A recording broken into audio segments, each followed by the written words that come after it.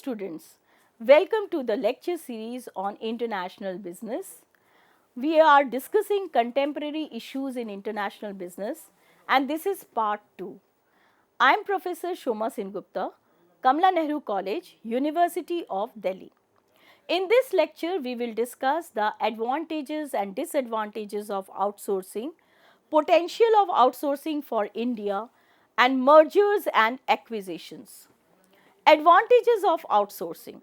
We have already discussed the reasons for outsourcing and the benefits are embedded in those reasons only. So, one more time we will discuss the benefits or advantages.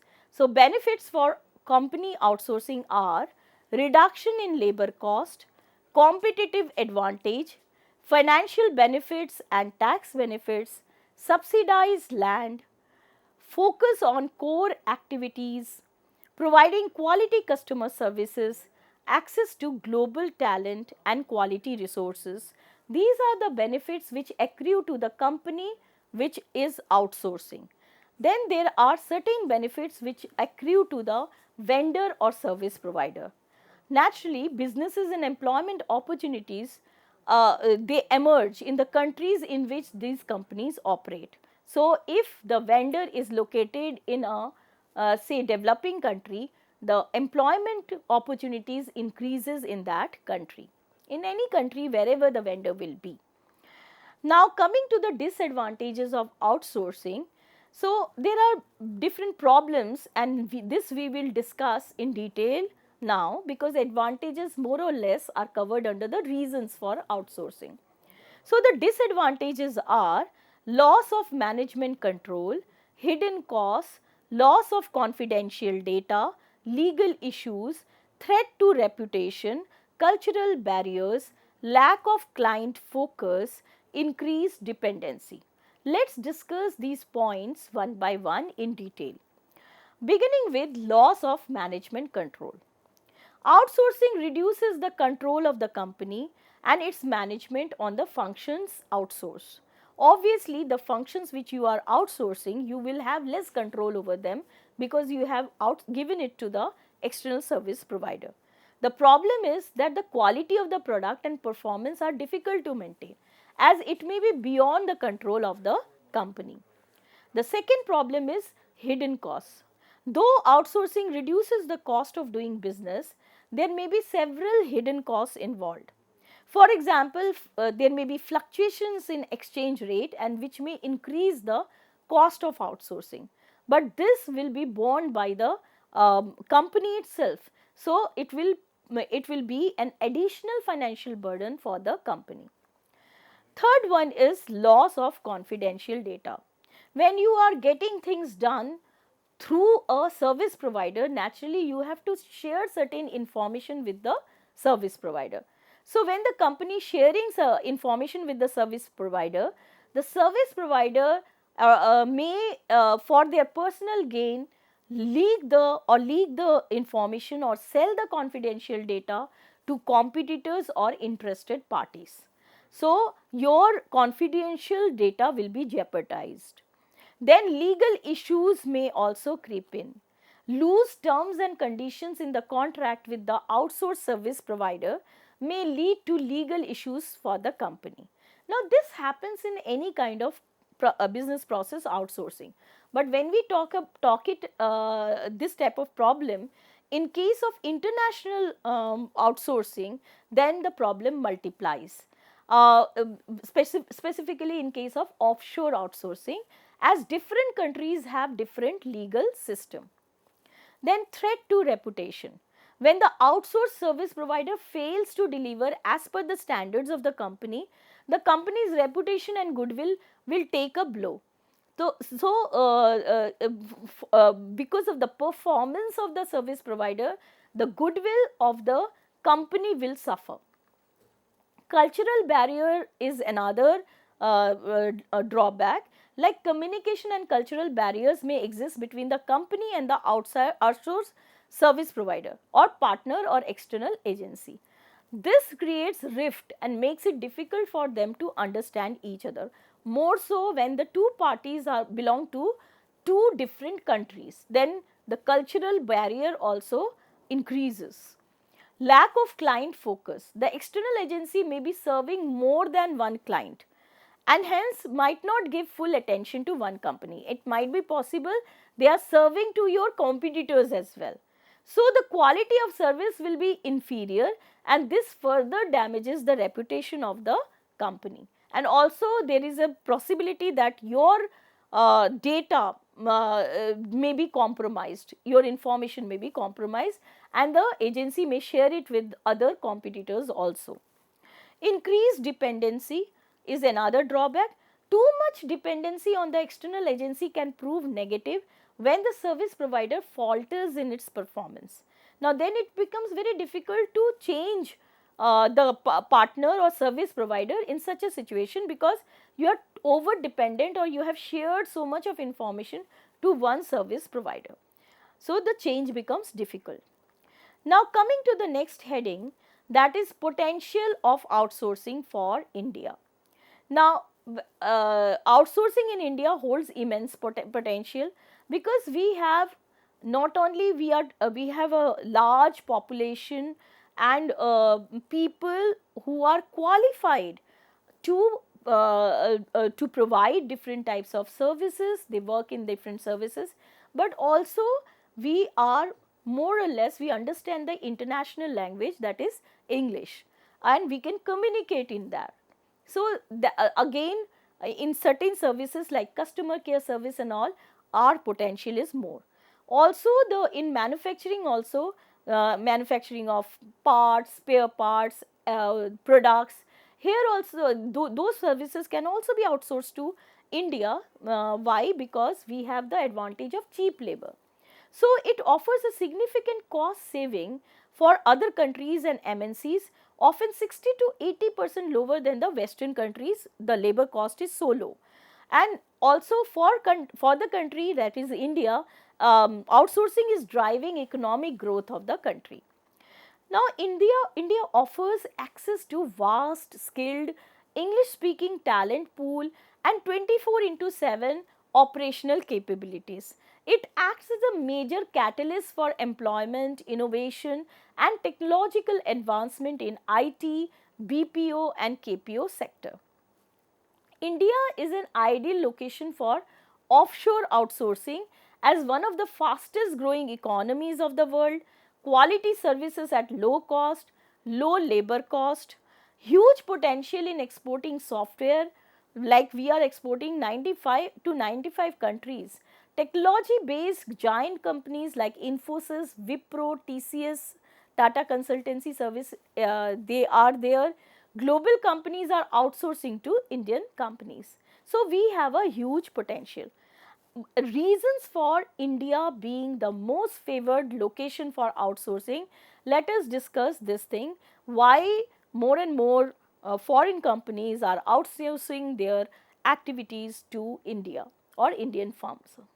So, India is considered as a most favored location for outsourcing because of low wage rates, cost effectiveness and high ROI, vast skilled talent pool, time zone advantage, high quality output and innovation, scalability and flexibility, experience in outsourcing, government support and conducive economic conditions, developed infrastructure.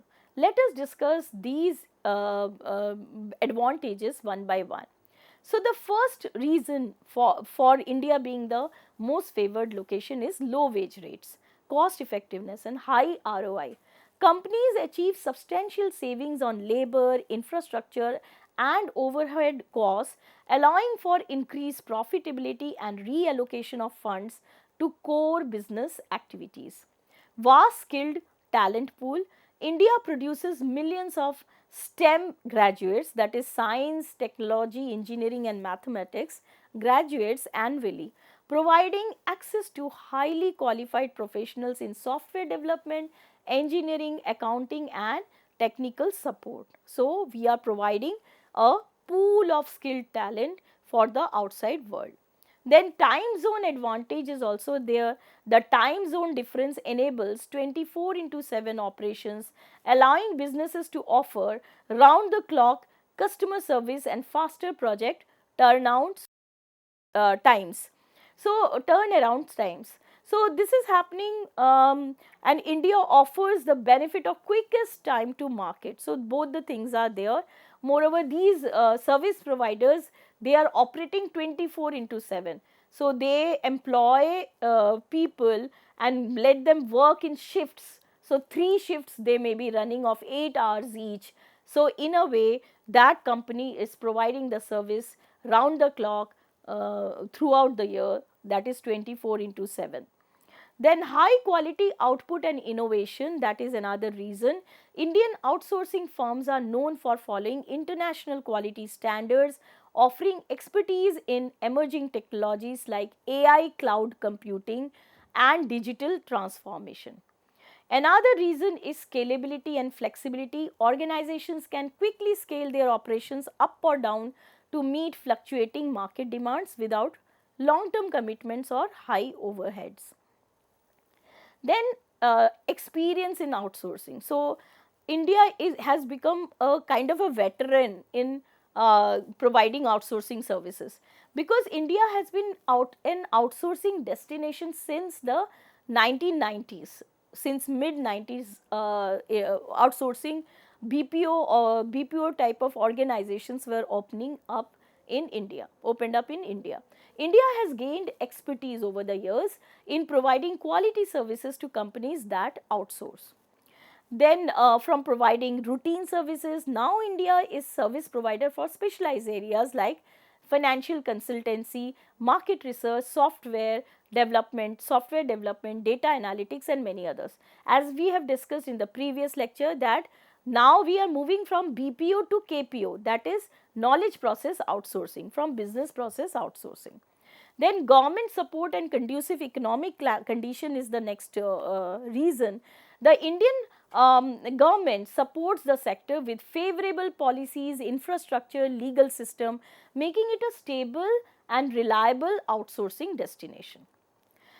Also, we have developed infrastructure. India has well developed infrastructure. Government is constantly developing and modernizing it. Industrial hubs with all facilities have been developed in Delhi NCR, Bangalore and in other cities. So, industrial hubs are there, industrial estates are there and they further help in providing best quality services to the outside world. Now, with this we have completed our topic on outsourcing. This is one of the contemporary issues, that is why we have taken it up. Another contemporary issue is mergers and acquisitions. If you have gone through all my lectures, mergers and acquisitions were discussed in detail when we were discussing international finance. So, it's a kind of an FDI investment also, like we have discussed greenfield investment and brownfield investment.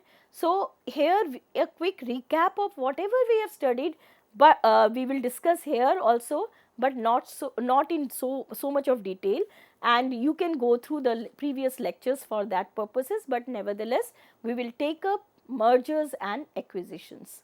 So, when we talk about mergers and acquisition, it is for foreign investors, mergers and acquisition is often seen as the fastest way to achieve growth and expand their reach in a new market, because it involves already established companies and operations.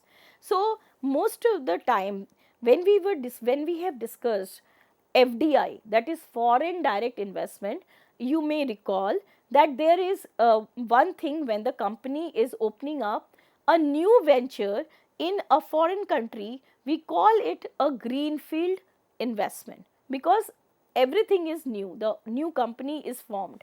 But when it acquires another company or merges with another company, we call it brownfield investment, and this brownfield investment is easier because all the facilities or company clientele and everything has already been developed by the original company. You are just merging with them or acquiring them. Now, a merger, let's discuss what is a merger. Merger refers to the combining of two or more companies into one to take advantage of combined resources and skill. skills. This is called as amalgamation. When two companies merge together, they lose their original identities and a new company is formed, that we have discussed previously. The characteristics of mergers are, it is a voluntary agreement and it involves creation of a new entity, as the old entity, old name and everything, it is lost, and the two companies, when they merge together, a new entity is formed with a new name. Similar size and scope, so most of the time the merging companies are of similar size and scope. Exchange of stock happens in the sense that a ratio is developed for how many shares of the old company a new share will be given. So, that exchange of stock or ratio is discussed. Then synergy and efficiency, when the two different companies, they join hand together and form a new entity, the outcome will be more than what they were producing individually. So, that is the synergy effect, where 2 plus 2 is more than 4, and it leads to efficiency also. Enhance market power, because you will be a big player in the market, so bigger market share will be possible. Diversification, when you are merging with another entity providing or into another type of product, so in that way you are diversifying into a new product line. Operational integration also takes place with mergers of the two company. Access to more resources happens, but there are some problems with legal and regulatory compliance, because legal and regulatory bodies are there. You have to take permission before forming a merged entity. In many countries there are certain restrictions, so that you do not become a big company, or monopolistic power or monopoly power should not be given to one entity. So, we have Competition Act in India. So, if two companies are merging, they have to get permission from there. And valuation and due diligence has to be observed, because valuation and for how many shares, how many share will be given, all these needs calculation. Now, coming to the types of merger, there are various types of mergers. One is congeneric or product extension merger, where it happens between companies operating in the same market. So, the merger results in addition of a new product to the existing product line of one company. So, same market merger, if it is happening, say they both of them are into cosmetics, then it is congeneric or product extension merger. Conglomerate merger is a union of companies operating in unrelated activities. So, one is in construction, another is in cosmetics, then it is a conglomerate. So, in this way you can diversify. So, the union will take place only if it increases the wealth of the shareholders. Then market extension merger, companies operating in different markets but selling the same products combine in order to access a larger market and larger customer base. Horizontal merger, a horizontal merger is a type of consolidation of companies selling similar products or services. So, it results in elimination of competition, and economies of scale will also happen. Vertical merger, it occurs when companies operating in the same industry but at different levels in the supply chain merge. So, it increases synergies, supply chain control and efficiency. The second part of mergers and acquisition is acquisition. So, it is little different from mergers. Here one company purchases a substantial part of another company's securities and assets or controlling interests. It is known as acquisition. The first company which is acquiring is known as acquirer, and the latter is known as target company which is being acquired. It means one company acquires a controlling interest in the other company. Types of acquisition are, first is friendly acquisition. Small companies see advantage to be associated with acquirer, and so voluntarily they get acquired by a big company. So, this is an acquisition where the target company's board of directors approves the deal. Hostile acquisition, when this merger or this acquisition is opposed by the target company's management, where the acquiring company goes direct to the shareholders. So, hostile acquisitions are also known as takeovers. Then leverage buyout is another type. A company uses significant borrowed money to acquire another company with the assets of the acquired company often used as collateral. Then reverse acquisition, a smaller company acquires a larger one, often to become a public company without going through the traditional process of offering initial public offer. Coming to the motives of mergers and acquisition, mergers and acquisition provide a platform for the growth of the company and its operations and size. The external company's resources and capabilities can be acquired and utilized without devoting effort to develop them with its own funds. Then another is expanding into foreign markets. You can expand in foreign markets by combining domestic company. The foreign company gets access to local company's knowledge and is better able to face the challenges of the foreign market. Then another advantage is increased competitive advantage because they have the knowledge, customer base, market share. So, this enhances competency. Operating synergy happens, the output of two entities will be more than what they individually were producing. Then financial synergy also happens, that the value of the combined entity will be more than when they were operating as two individual entities. Then power of monopoly may also be there, but you have to fear that the laws may be there which may put a limit on you. So, merger of companies dealing in similar businesses increases their market share and bargaining power. Risk diversification happens when you are merging with or acquiring another company in a different business. So, you are expanding your portfolio and spreading the risk. Tax benefit is also there when the acquirer or the company merging with will get tax benefits, as the losses of the target company will be allowed to be set off against the profits of the acquirer. And also managers positive perspective will be there, because the managers will be of a, now they are employees of a big conglomerate. The advantages are expansion in foreign markets, diverse into new areas, reduce risk, economies of scale, access to unique resources and reduce competition, enhances financial position, tax advantages. It is less risky than greenfield investment. Disadvantages are integration issues, conflicts, cultural and language differences, and becomes unmanageable because of large size. Hostile takeovers may also lead to loss of support, fear of loss of job among employees targeted, and also feasibility study is not done. Liabilities may multiply and affect the acquirer company also. So, these are the advantages and disadvantages. Let us summarize. So, outsourcing holds immense potential in India because we offer vast skilled English speaking talented pool, 24/7 operational capabilities. So, it is very cost effective and vast skilled talent pool is there, and that is why India is developing as a most favored location for outsourcing. Then we have discussed the advantages and disadvantages of mergers. So, advantages are, that is market for you can enter foreign, expand in foreign market, reduce risk and reduce competition, enhance financial position and gain tax advantage. The disadvantages are integration issues, conflicts, cultural and language differences, unmanageable, and you have to deal with liabilities and obsolete assets as well.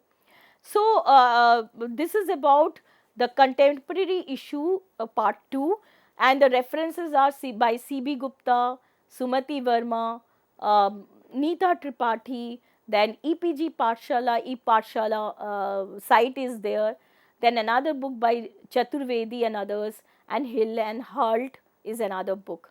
So, have a good read and have a nice day, students. Thank you very much.